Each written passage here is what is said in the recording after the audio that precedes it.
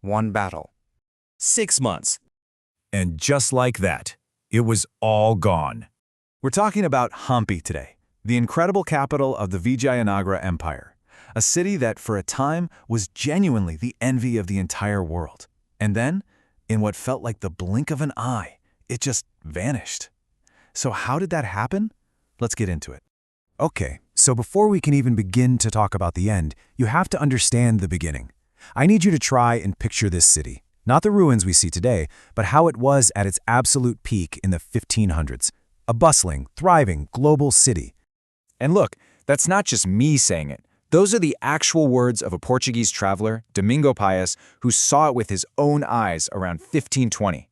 Now, he wasn't some poet getting carried away. This was an official report for his king. And he didn't just say it was the best city in India. He said it was the best provided city in the entire world.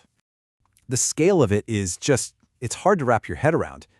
Around the year 1500, historians figure the population of Hampi Vijayanagara was hovering around 500,000 people. Seriously, just let that number sink in. 500,000. And to put that in perspective, check this out. At 500,000 people, Vijayanagara was the second biggest city on the entire planet. Only Beijing was larger.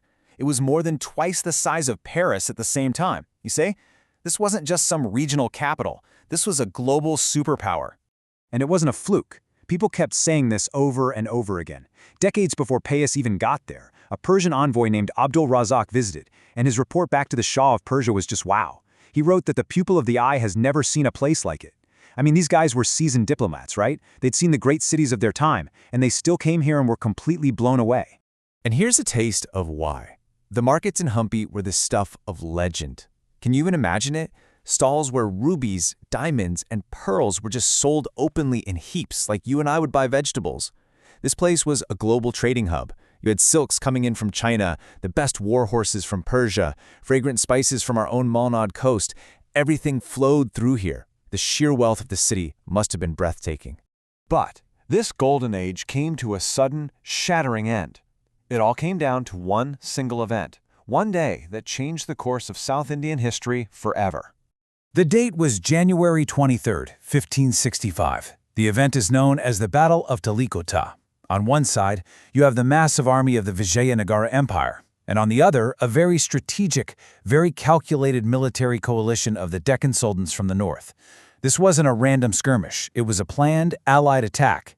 So, the battle kicks off and it rages all day. From most accounts, it seems like the Vijayanagara army was bigger, maybe even had the upper hand for a while. So the big question is, what went wrong? In a word, betrayal. Two of the empire's own top generals switched sides, right in the middle of the battle. The chaos was immediate. The emperor, Aliar Ramaraya, was captured. And then, in a brutal move to just break the army's spirit, he was beheaded right there on the spot. And it worked. The leaderless army just collapsed. But what came next? This wasn't a conquest. The goal wasn't to take over the city and rule it. No, this was something different. This was an erasure. For 6 solid months, the victorious armies camped in the city of Vijayanagara. And for 6 months, they burned it. Think about that. This wasn't a few days of chaotic looting.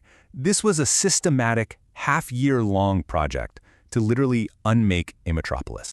The contrast is just chilling. Remember Domingo Paes, who a few decades earlier called it as large as Rome? Well, an Italian merchant named Cesare Federici visited just a couple of years after the battle. What he found was a ghost town. He wrote that the houses were still standing, but empty, and that the only things living in them were, and I quote, tigers and other wild beasts. It went from being a world-class city to a jungle in just a few years.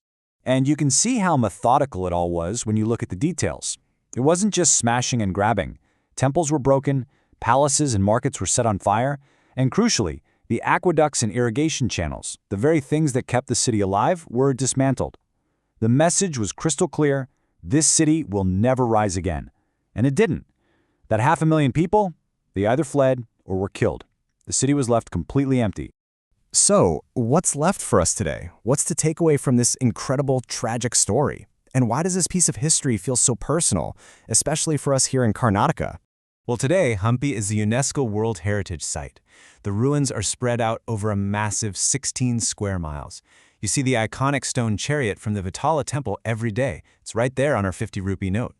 And right in the middle of it all, the Virupaksha temple, which was there even before the empire, is still an active, living place of worship. It's like a single flicker of life in a city of ghosts. And this is the part that I just can't get over.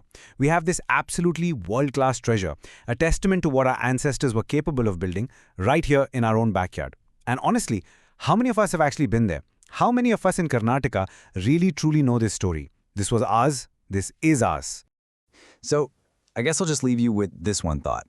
When Hampi was destroyed, it wasn't just about losing buildings and gold. An entire center of culture, of knowledge, of trade, it was wiped off the map.